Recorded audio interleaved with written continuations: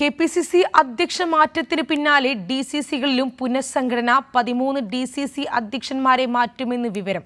KPCC ഭാരവാഹികളെയും മാറ്റും. അവസരത്തിനായി ചരടുവലികൾ ആരംഭിച്ച നേതാക്കൾ.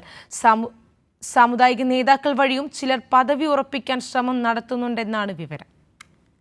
പുതിയ കെ.പി.സി.സി അധ്യക്ഷൻ സണ്ണി ജോസഫും UDF കൺവീനർ അടൂർ പ്രകാശും വർക്കിംഗ് പ്രസിഡന്റുമാരായ P.C. വിശ്വനാഥ്, A.P. അനിൽകുമാർ, ഷാഫി പറമ്പിൽ എന്നിവർ ഈ വരുന്ന തിങ്കളാഴ്ച തന്നെ ചുമതല ഏറ്റെടുക്കും.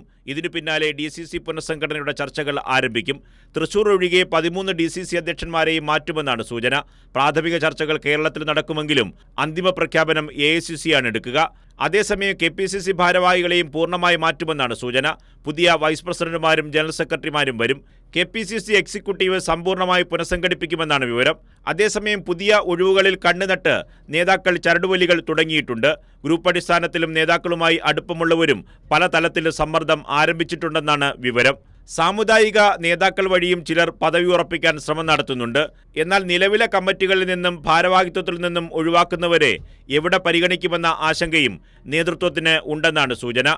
കൈരളി ന്യൂസ്, തിരുവനന്തപുരം.